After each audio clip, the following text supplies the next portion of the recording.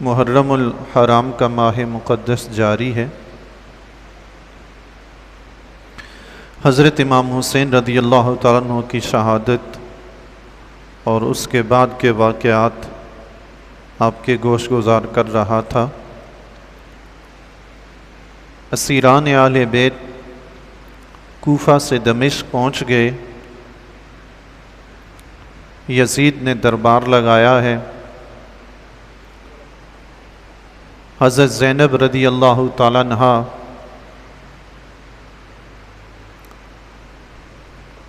خطبہ ارشاد فرماتی ہیں دربار میں،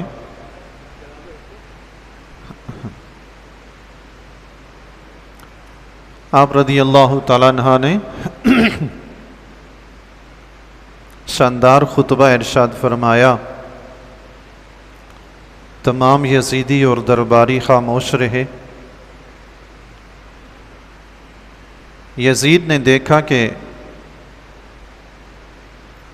اگر اہل بیت کو مزید یہاں پہ روکا تو حکومتی نظام درم بھرم ہو سکتا ہے، میری حکومت کا تختہ بھی الٹ سکتا ہے، چونکہ دمشق تک، کوفہ سے دمشق تک جو سفر ہوا، اس سفر میں ایک تو اہل بیت کی بے حرمتی بہت زیادہ کی انہوں نے، اور پھر لوگوں میں آہستہ آہستہ بات مشہور ہوتی گئی کہ یزیدیوں نے اہل بیت رضی اللہ تعالیٰ عنہ پہ کتنے ظلم و ستم ڈھائے ہیں، اس لیے عوام یزید سے متنفر ہونے لگی۔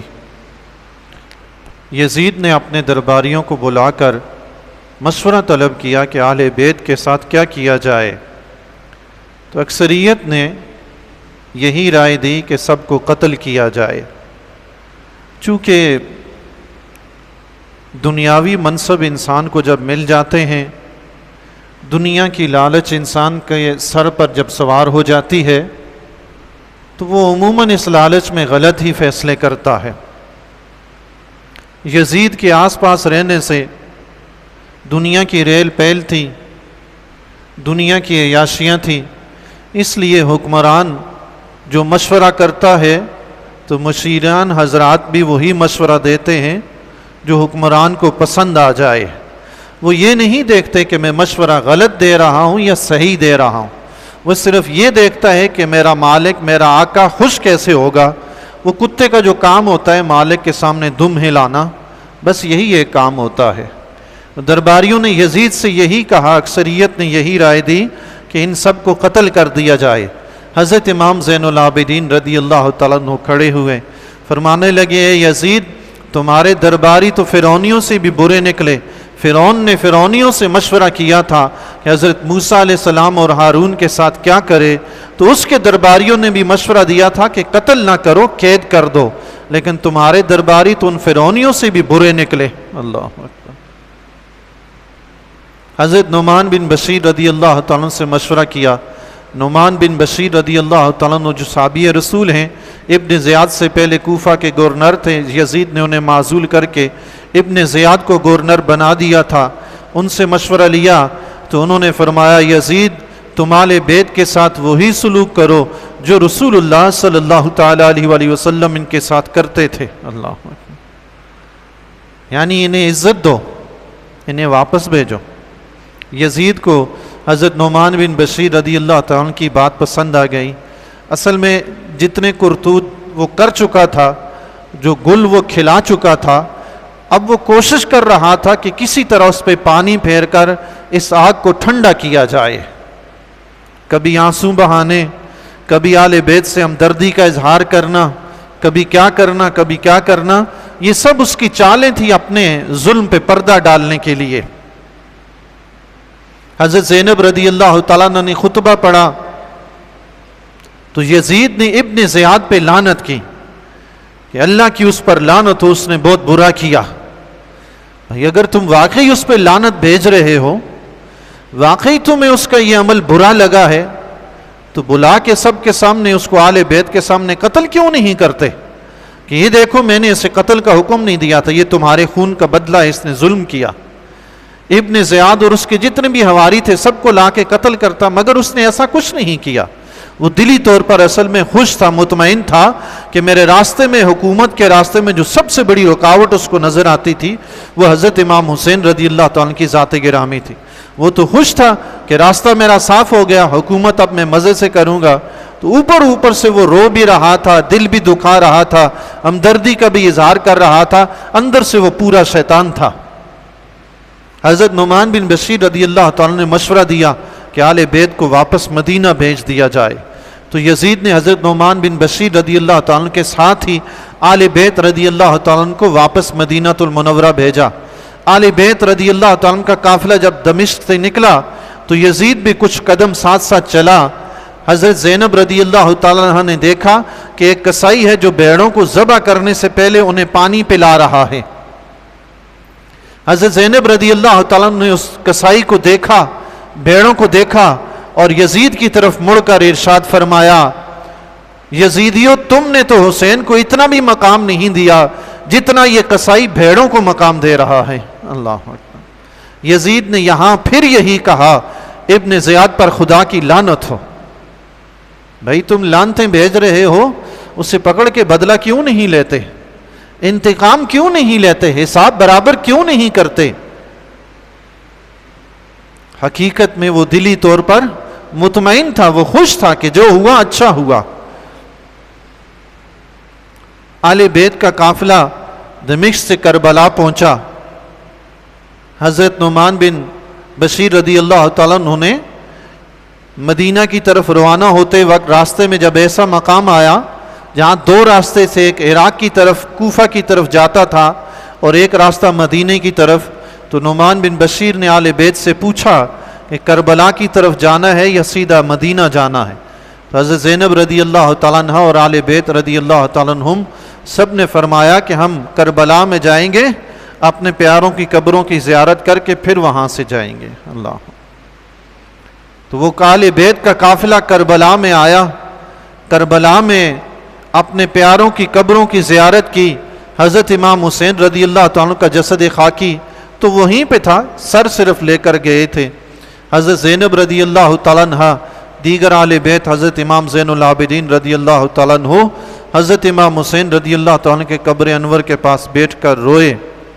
غالباً 3 دن یہ قافلہ وہاں رکا رہا۔ 3 دن کے بعد انہوں نے مدینہ کے لیے کوچ فرمایا۔ آل مدینہ کو پہلے خبر ہو گئی تھی کہ کربلا میں آل بیت کے ساتھ کیا گزری ہے، اور آل بیت کا قافلہ بھی آنے والا ہے۔ آل مدینہ پہلے سے ہی باخبر تھے۔ جب آل بیت رضی اللہ تعالیٰ کا یہ قافلہ مدینہ المنورہ میں پہنچا تو تمام آل مدینہ، مرد و خواتین، بوڑھے جوان، روتے ہوئے اس قافلے کے استقبال کے لیے آئے۔ اب کس کا استقبال، کس کی خوشیاں، سارا گھر ہی لٹا دیا تھا۔ اللہ، یہ قافلہ تمام حضور علیہ الصلوۃ والسلام کے روضہ انور پہ حاضر ہوا۔ حضرت امام زین العابدین رضی اللہ تعالیٰ عنہ ابھی تک بڑا ضبط کیے ہوئے تھے، بڑے صبر و تحمل سے یہ سارا سفر آپ نے طے کیا، مگر جب حضور علیہ الصلوۃ والسلام کے روضہ انور پہ پہنچے، حضرت امام زین العابدین رضی اللہ تعالیٰ عنہ نے صرف اتنا ہی کہا تھا کہ نانا جان، آپ کے نواسوں کے ساتھ یہ سلوک ہوا ہے۔ بس اتنا ہی کہا تھا کہ حضور علیہ الصلوۃ والسلام کے مزار انور سے لپٹ کر رونے لگے۔ اللہ، تمام آل مدینہ جو بھی وہاں پہ حاضر تھے، سب کے سب زار و قطار رونے لگے۔ اللہ اکبر۔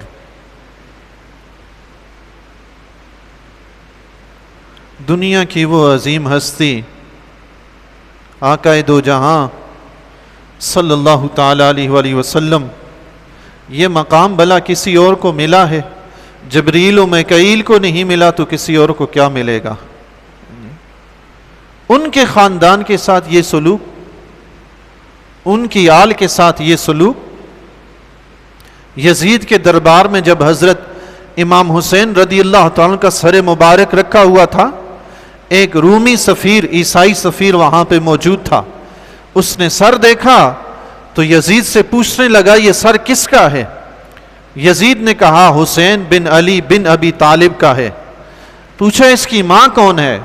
کہنے لگا فاطمہ بنت رسول.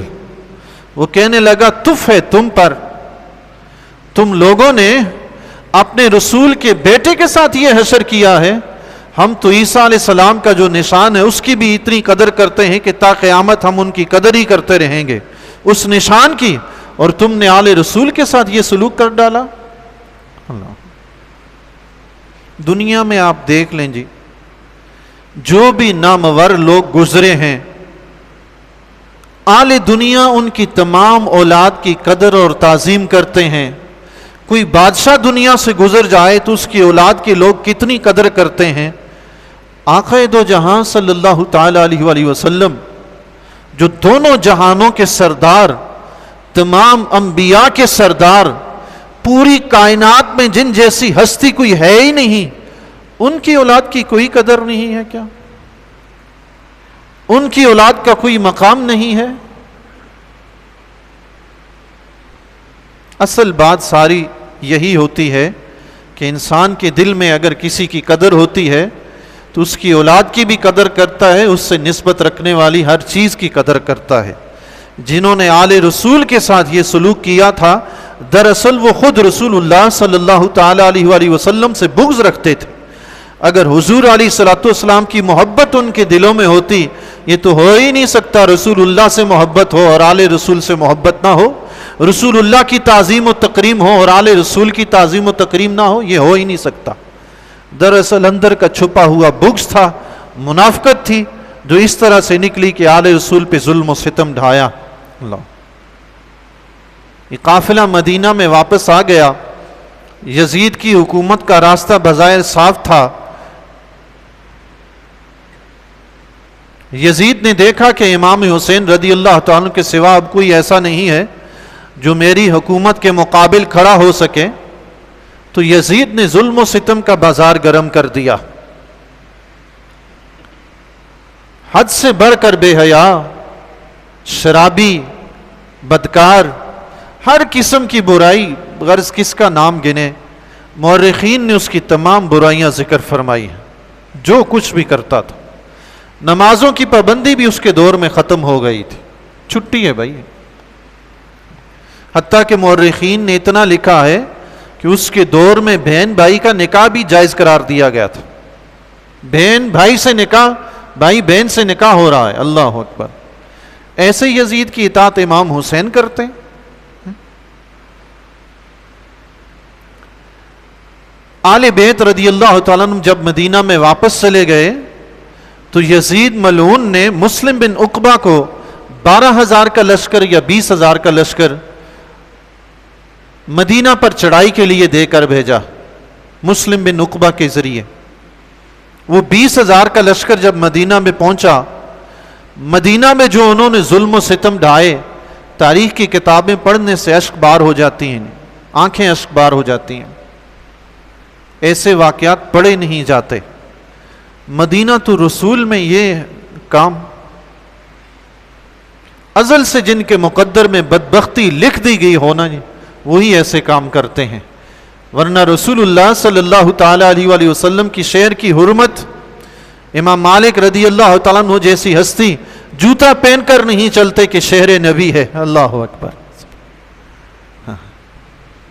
ترکیوں نے جب مسجد نبوی کی تعمیر کی تھی، ترکیوں نے، ابھی تو آل سعود ہیں وہاں پہ حکمران، لیکن ترکیوں نے جب مسجد نبوی کی تعمیر کی تھی، وہ شہر نبی میں پتھر نہیں توڑتے تھے.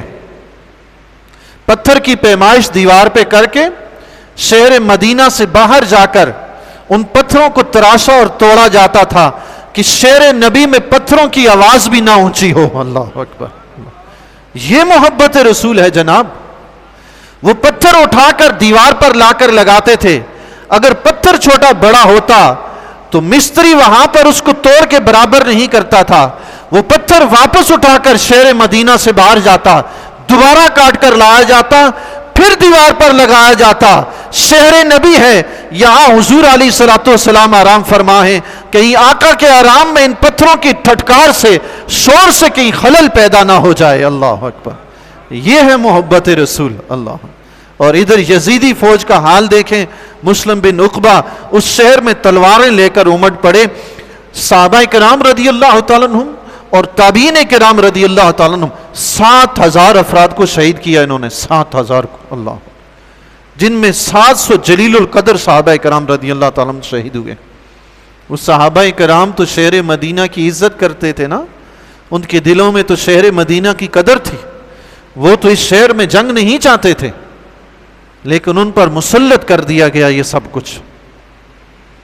تاریخ گواہ ہے ان یزیدیوں نے مسجد نبوی میں اپنے لشکر کے گھوڑے باندھے، اللہ اکبر، 3 دن تک مسجد نبوی میں ان کے گھوڑے بندھے رہے۔ مورخین نے یہاں تک لکھا ہے کہ وہ گھوڑے، ان کی لید اور پیشاب منبر رسول پہ پڑا ہوتا تھا، اللہ اکبر، استغفر۔ یہ ہے محبت رسول۔ یہ یزید اور اس کا لشکر جس کی تم تعریفیں کرتے ہوئے نہیں تھکتے، امیر المومنین نعوذ باللہ من ذالک، تاریخ میں ایسی وحشیانہ حرکتیں آپ کو نہیں ملیں گی جو یزید اور یزیدیوں نے کی ہیں، اللہ اکبر۔ آل مدینہ کے ساتھ جو ظلم و ستم ہوا، 3 دن تک ان ظالموں نے آل مدینہ کو اپنے اوپر حلال کر لیا، تمام مال و اسباب لوٹا، لوگوں کو قتل کیا، صحابہ کو شہید کیا، اور خواتین کی عزتیں پامال کی، اللہ اللہ۔ شہر نبی کی شہزادیاں تھیں، اللہ اکبر۔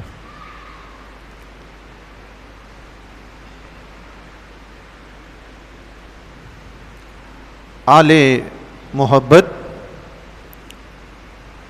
جس شہر میں آواز بلند کرنا بھی پسند نہیں کرتے، اس شہر میں ایک شہر کا یزیدیوں نے یہ حال کیا تھا۔ خلیفہ ہارون الرشید غالباً حضرت امام مالک رضی اللہ تعالیٰ کے سامنے مسجد نبوی میں بلند آواز سے گفتگو کرنے لگا تو امام مالک رضی اللہ تعالیٰ نے ٹوکا، فرمایا خبردار، یہاں دربار نبی ہے، اپنی آواز کو آہستہ کرو، اللہ اکبر، اپنی آواز پست کرو۔ حضور کے دربار میں موجود ہیں اور بلند آواز سے گفتگو۔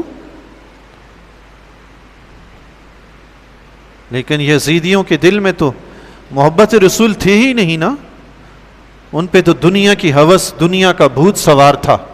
مسلم بن عقبہ نے کئی لوگوں کو شہر مدینہ میں شہید کروایا، قتل کروایا۔ ایک نوجوان کو قتل کرنے کے لیے لایا گیا، اس کی ماں بیچاری دوڑتی ہوئی مسلم بن عقبہ کے پاس آئی، بیٹے کے لیے منتیں ترلے کرنے لگی۔ مسلم بن عقبہ نے اس کا سر کاٹا اور ماں کی طرف پھینکا، کہنے لگا جاؤ یہ سر لے کے جاؤ، یہی غنیمت سمجھو کہ تمہاری زندگی بچی ہوئی ہے، اللہ۔ ایک اور نوجوان کو اس نے قتل کیا، اس کی ماں نے قسم کھائی ہے کہ مجھے اللہ کی قسم ہے، مجھے اگر قوت ملی، طاقت ملی، مجھے موقع ملا، مسلم بن عقبہ مجھے زندہ ملا یا مردہ ملا، میں اس کو ضرور جلا ڈالوں گی۔ مدینہ سے جب یہ لشکر مکہ کی طرف روانہ ہوا، مکہ والوں نے حضرت عبداللہ بن زبیر رضی اللہ تعالیٰ کے ہاتھ پر بیعت کر لی تھی۔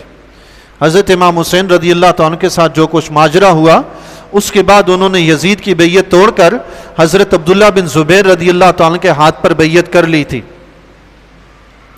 تو یہ قافلہ مدینہ سے مکہ کی طرف روانہ ہوا۔ راستے میں اللہ تبارک و تعالیٰ کا قہر فالج بن کر مسلم بن عقبہ پہ نازل ہوا، وہ راستے میں ہی مر گیا۔ وہ خاتون جس نے قسم کھائی تھی کہ یہ مجھے زندہ ملے یا مردہ ملے میں اس کو جلا ڈالوں گی، اس کو جب پتہ چلا کہ مسلم بن عقبہ اس طرح فلان جگہ پہ مر گیا ہے، وہیں اس کو دفنا دیا گیا ہے، تو یہ مدینہ سے چند لوگ اپنے ساتھ لے کر اس قبر پہ پہنچی، اور قبر سر کی طرف سے جب کھودی، رب کریم ظالموں کو دنیا والوں کے لیے عبرت کا نشان بنا دیتا ہے۔ عقل مند اس سے عبرت حاصل کرتے ہیں، بے وقوف اپنی حماقتوں میں ہی پڑے رہتے ہیں۔ جب انہوں نے مسلم بن عقبہ کی قبر کھودی سر کی طرف سے، تو دیکھا ایک اژدہا اس کی گردن پہ لپٹا ہوا اور منہ اس نے اپنا اس کی ناک پہ رکھا ہوا ہے۔ یہ دیکھ کر اس خاتون سے وہ لوگ کہنے لگے جو ساتھ آئے تھے، انہوں نے کہا کہ دیکھو اللہ نے اس کو عذاب میں مبتلا کر دیا ہے، اب تم چھوڑ دو اس کو، چلو یہاں سے۔ اس نے کہا نہیں، میں نے قسم کھائی ہے، میں اپنی قسم پوری کروں گی۔ انہوں نے کہا اچھا پھر پاؤں کی طرف سے کھودتے ہیں۔ پاؤں کی طرف سے جب قبر کھودی گئی تو پاؤں پہ بھی ایسا ہی اژدہا لپٹا ہوا تھا۔ انہوں نے کہا کہ دیکھو اللہ نے اس پر عذاب کے فرشتے مقرر کر دیے ہیں، اب تم چھوڑ دو، ہم چلتے ہیں۔ اس نے کہا نہیں، میں اپنی قسم ضرور پوری کروں گی۔ اس نے وضو کیا، 2 رکعت نماز ادا کی۔ نماز ادا کرنے کے بعد اللہ کی بارگاہ میں دعا کی، یا اللہ تو جانتا ہے کہ میرا غصہ اس پر تیری رضا کی وجہ سے، مجھے تو موقع عطا فرما، میں اپنی قسم پوری کروں۔ نماز پڑھنے کے بعد اس نے ایک چھڑی لے کر سانپ کی دم پہ ماری منہ کی طرف سے، تو وہ سانپ بھی چلا گیا، پھر پاؤں کی طرف والے سانپ پہ بھی ماری، وہ بھی چلا گیا۔ پھر اس خاتون نے اسے قبر سے نکلوایا اور نکالنے کے بعد وہاں اس کو جلا کر اپنی قسم کو پورا کیا۔ یہ دنیا میں ان کا عذاب ہے، آخرت کا عذاب تو الگ ہے۔ جن لوگوں نے آل رسول کے ساتھ یہ حشر کیا ہے، انہوں نے آل رسول کے ساتھ نہیں کیا، انہوں نے تو اپنی آخرت برباد کی ہے۔ وہ آقا دو جہاں صلی اللہ تعالی علیہ وآلہ وسلم جنہوں نے سب کی شفاعت کرنی تھی، ان ظالموں نے آل رسول کے ساتھ یہ سلوک کر کے اپنے آپ کو آقا کی شفاعت سے نکال بار کیا ہے۔ قیامت کے دن بڑے سے بڑا گناہگار، اس کو آخری امید یہ تھی آقا دو جہاں صلی اللہ تعالی علیہ وآلہ وسلم شفاعت فرمائیں گے، اللہ کے فضل و کرم سے جہنم سے جان چھوٹ جائے گی، لیکن ان یزیدیوں نے وہ آخری امید بھی ختم کر دی تھی۔ آقا دو جہاں صلی اللہ تعالی علیہ وآلہ وسلم کا فرمان گرامی ہے، بخاری شریف کی روایت ہے، امام بخاری رحمۃ اللہ علیہ نقل فرماتے ہیں کہ حضور علیہ الصلوۃ والسلام نے ارشاد فرمایا، لا یکید اہل المدینۃ احد الا انماء کما ینماء الملح فی الماء۔ آقا علیہ الصلوۃ والسلام نے فرمایا، آل مدینہ کے ساتھ جو بھی مکر و فریب کرے گا، جو بھی انہیں ستائے گا، وہ اس طرح گھل جائے گا جس طرح پانی میں نمک گھل جاتا ہے، دنیا سے ایسے مٹ جائے گا جیسے پانی میں نمک حل ہو کے ختم ہو جاتا ہے۔ آپ مجھے یہ بتائیں جی، جن جن یزیدیوں نے آل رسول کے ساتھ یہ حشر کیا، آل مدینہ کے ساتھ یہ سلوک کیا، آل مکہ کے ساتھ برا سلوک کیا، مجھے بتائیں آج ان کے ناموں کے سوا کہیں ان کا کوئی خاندان باقی ہے؟ اللہ نے ان کے خاندانوں کو دنیا سے مٹا دیا، نہ ان کا نام، صرف نام، فقط نام، وہ بھی کس طرح؟ لانتیں بھیج بھیج کر لوگ ان کا نام لیتے ہیں، خاندان کا کہیں نام و نشان نہیں۔ حسین کا نام بھی زندہ ہے، خاندان بھی زندہ ہے۔ اللہ اکبر۔ آل حق کبھی نہیں مرتے۔ حسین نے کربلا میں اپنا گھر لٹا کر نبی کی امت کو یہ پیغام دیا ہے، حق پہ ڈٹے رہنا، جان چلی جائے، گھر بار لٹ جائے، لٹا دینا، مگر حق سے قدم نہ ہٹانا، حق پر ڈٹے رہنا، مر بھی جاؤ گے تو زندہ رہو گے۔ اللہ اکبر۔ یہ پیغام حسینی ہے۔ اللہ آل مدینہ کے ساتھ جو سلوک کیا کرنے کے بعد یہ آل مکہ کے پاس پہنچے۔ مسلم بن عقبہ راستے میں مردود مر گیا تو حسین بن نمیر نے ان کی کمان سنبھال لی۔ جب مکہ میں پہنچے تو مکہ میں حضرت عبداللہ بن زبیر رضی اللہ تعالیٰ عنہ اور آپ کے ساتھیوں نے ان کا مقابلہ کیا۔ سارا دن جنگ ہوئی مگر یزیدی ان کو شکست نہ دے سکے۔ اگلے دن کوئے ابو قبیس پر، خانہ کعبہ کے سامنے جو پہاڑ ہے اس پر منجنیق نصب کر کے پتھر وغیرہ برسانے شروع کیے اور آگ کے گولے بنا کر برسانے شروع کیے۔ خانہ کعبہ کی دیواریں شہید ہوئی، خانہ کعبہ کا غلاف جلا۔ خانہ کعبہ میں روایت میں آتا ہے وہ دمبا جو حضرت اسماعیل علیہ السلام کی جگہ قربان کیا گیا تھا، جنتی دمبا، اس دمبے کے سینگ تھے جو خانہ کعبہ میں رکھے ہوئے تھے۔ سبحان اللہ۔ اللہ، اس دمبے کے سینگ خانہ کعبہ میں رکھے ہوئے تھے۔ جن چیزوں کو اللہ والوں سے نسبت ہوتی ہے ان کے مقام یوں بلند ہو جاتے ہیں۔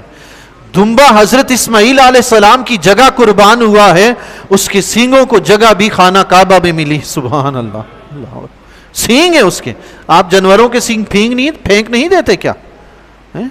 سر پاؤں ادھر سینگ سب پھینک دیتے ہیں، لیکن یہ سینگ کس کے تھے؟ حضرت اسماعیل علیہ السلام کی جگہ قربان ہونے والے دمبے کے سینگ تھے. ان کو یہ مقام حاصل تھا کہ یہ خانہ کعبہ میں رہتے تھے. سبحان اللہ. مگر یزیدیوں کے اس حملے سے وہ سینگ بھی جل گئے تھے، جو بطور تبرک ایک عرصہ سے ابراہیم علیہ السلام کے زمانہ اقدس سے چلے آ رہے ہیں. اللہ اکبر. سینکڑوں برس گزر گئے، یہ سینگ خانہ کعبہ میں بطور تبرک موجود ہیں. اللہ، یہی وہ تبرک ہے جی. اہل سنت کا یہی عقیدہ ہے. اللہ کے ولیوں کا کسی چیز کو ہاتھ لگ جائے ہمارے لیے مبارک ہے. اللہ کے ولی جہاں بیٹھ جائیں وہ جگہ مبارک ہے. جس گھر میں چلے جائیں وہ گھر مبارک ہے. اللہ اکبر. اللہ والوں کی شان یہ ہے، ان کی قدر تعظیم یہی ہے. اگر اس سے ہٹیں گے کہ ہدایت نہیں ملے گی، گمراہ ہو جائے گا شخص. ایسا شخص جو اولیاء اللہ کی، انبیاء کی، اہل اللہ کی قدر نہیں کرتا، ان سے منسوب چیزوں کی قدر نہیں کرتا، گمراہ ہو جاتا ہے، بھٹک جاتا ہے. اللہ ہدایت اسے نصیب فرماتا ہے جو اللہ والوں سے محبت کرتا ہے. اللہ. یزیدیوں نے تقریباً کم و بیش 2 ماہ آل مکہ کا محاصرہ کیے رکھا. 2 ماہ کے بعد 15 ربیع الاول 64 ہجری میں حضرت عبداللہ بن زبیر رضی اللہ تعالیٰ کو خبر ملی کہ یزید مردود مر گیا ہے. یزید مردود مر گیا ہے. عبداللہ بن زبیر رضی اللہ تعالیٰ نے بلند آواز سے پکار کر انہیں کہا، یہ وہ تمہارا یزید، وہ تمہارا طاغوت جس کے لیے تم لڑتے تھے، وہ مر گیا، فنا ہو گیا. انہیں یقین نہیں آیا. تیسرے دن کوفہ سے ایک قاصد آیا، اس نے انہیں بتایا کہ یزید تو مر گیا ہے. پھر یہ لوگ بھاگے. حضرت عبداللہ بن زبیر رضی اللہ تعالیٰ کے مجاہدین نے مل کر ان پہ حملہ کیا. جو ہاتھ آئے وہ مارے گئے، جو بھاگ گئے سو بھاگ گئے. 2 ماہ کے بعد جا کر آل مکہ نے ان سے نجات پائی. اللہ اکبر. یہ یزیدیوں کے کرتوت ہیں. یہ لشکر جس نے بھیجا تھا وہ یزید تھا، کوئی اور نہیں تھا. اس کے دل میں اگر اللہ والوں کی، صحابہ کرام رضی اللہ تعالیٰ کی، آل بیت کی اگر عزت ہوتی، قدر و منزلت ہوتی، مدینہ شہر، مکہ شہر کتنے عظیم شہر ہیں، ان کی کوئی قدر و منزلت ہوتی، یہ ایسی حرکتیں کرتا؟ اس کو تو چاہیے تھا یہ کہتا میری حکومت قربان ہوتی ہے ہو، شہر نبی کی حرمت پامال نہ ہو، بجائے اس کے کہ شہر نبی میں مسجد نبوی کے اندر گھوڑے باندھ کے مسجد نبوی کی بے حرمتی کی. اللہ اکبر. بہرحال 64 ہجری میں صرف 3 سال 7 ماہ بمشکل حکمرانی ملی. اللہ. دنیا سے ذلیل و رسوا ہو کر مر گیا. اس کے بعد اس کا بیٹا معاویہ، مورخین لکھتے ہیں کہ معاویہ بڑا نیک خصلت انسان تھا، نیک طبیعت تھا. اسے یزید کے کام بالکل پسند نہیں تھے، بہت نفرت کرتا تھا وہ اپنے والد کے کاموں سے. یزید جب مر گیا تو تمام عراق، حجاز، سب لوگوں نے عبداللہ بن زبیر رضی اللہ تعالیٰ کے ہاتھ پہ بیعت کر لی، مگر مصر اور شام کے لوگوں نے معاویہ بن یزید کے ہاتھ پر بیعت کی. لیکن وہ معاویہ بن یزید کم و بیش 40 دن یا 3 مہینے بیماری رہا. اس نے بیعت بھی توڑ دی تھی، حکمرانی سے انکار کر دیا. 3 ماہ کے بعد اس کا وصال ہو گیا. کوئی جنگ نہیں کی، کوئی حکمرانی نہیں کی، صرف 3 ماہ بیماری کی حالت میں گزارے اور دنیا سے رخصت ہو گیا. کسی نے کہا کہ دنیا سے جانے سے پہلے معاویہ بن یزید سے کہا کہ کسی کو اپنا خلیفہ نامزد کر جاؤ. اس نے کہا میں نے اس میں کوئی بلائی نہیں دیکھی، جسے میں اپنے لیے پسند نہیں کرتا کسی دوسرے کے لیے بھی پسند نہیں کروں گا. بغیر وصیت کیے دنیا سے رخصت ہو گیا. حضرت امیر معاویہ رضی اللہ تعالیٰ عنہ دیکھیں صحابی رسول ہیں، ان کا بیٹا یزید ہے، یزید کا بیٹا پھر معاویہ ہے، یزید کا بیٹا دیکھیں عظیم انسان، یزید کے والد دیکھیں عظیم انسان، بیچ میں یہ منحوس آ گیا. اللہ کی تقدیر غالب آ جائے جی انسان کچھ نہیں کر سکتا. بدبختی غالب آ جائے انسان کچھ نہیں کر سکتا. اللہ. یزید مر گیا. مصر و شام کے لوگوں نے معاویہ کے ہاتھ پہ بیعت کی، یہ بھی دنیا سے رخصت ہوا. تو مروان نے شرارت کر کے مصر و شام پہ قبضہ جما لیا. مروان نے حکومت شروع کی. کچھ عرصے کے بعد مروان بھی رخصت ہوا. اس کے بعد اس کا بیٹا عبد الملک بن مروان خلیفہ بنا. عبد الملک بن مروان کے بارے میں آتا ہے کہ بڑا عظیم انسان تھا، انتہائی نیک پارسا، لیکن جو ہی حکمران بنا وہ نیکی پارسائی ساری جاتی رہی، وہ ساری پارسائی جاتی رہی. حضرت ام دردار رضی اللہ تعالیٰ عنہ صحابیہ ہیں، ان کے پاس آ کر بیٹھتا تھا۔ ایک دن ام دردار رضی اللہ تعالیٰ عنہ نے کہا کہ یزید عبد الملک امیر المومنین، میں نے سنا ہے کہ آپ پہلے بڑے عبادت گزار تھے، لیکن امیر المومنین بننے کے بعد آپ عبادت گزار سے شراب خوار بن گئے ہیں۔ تو عبد الملک نے کہا شراب خوار بھی بن گیا ہوں، خون خوار بھی بن گیا ہوں۔ تاریخ الخلفاء میں علامہ جلال الدین سیوطی نے نقل فرمایا۔ اس کے دور میں مختار سقفی حاکم بنا کوفہ کا، پھر مختار سقفی نے چن چن کر ایک ایک یزیدی کو کسی کے ہاتھ پاؤں کاٹ کے زندہ ایسے چھوڑا کہ مرتا رہے تڑپتا رہے، کسی کا گھر جلایا، کسی کو قتل کر کے چوراہے میں لٹکایا، کوئی ایک بھی باقی نہیں چھوڑا، سب کو قتل کر کے نیست و نابود کر کے رکھ دیا۔ آج نہ یزید ہے نہ یزید کا ستم ہے۔ کسی نے خوب کہا نہ وہ یزید رہا، نہ وہ یزید کا ستم رہا، نہ وہ زیاد کی جفا رہی، جو رہا تو نام حسین کا جسے زندہ رکھتی ہے کربلا۔ اللہ، نہ یزید رہا نہ اس کا خاندان رہا، حسین بھی زندہ، حسین کا نام بھی زندہ، حسین کا خاندان بھی زندہ۔ اللہ تعالی ہمیں آل بیت سے کما حق محبت کرنے کی توفیق عطا فرمائے۔ وآخر دعوانا ان الحمدللہ رب العالمین۔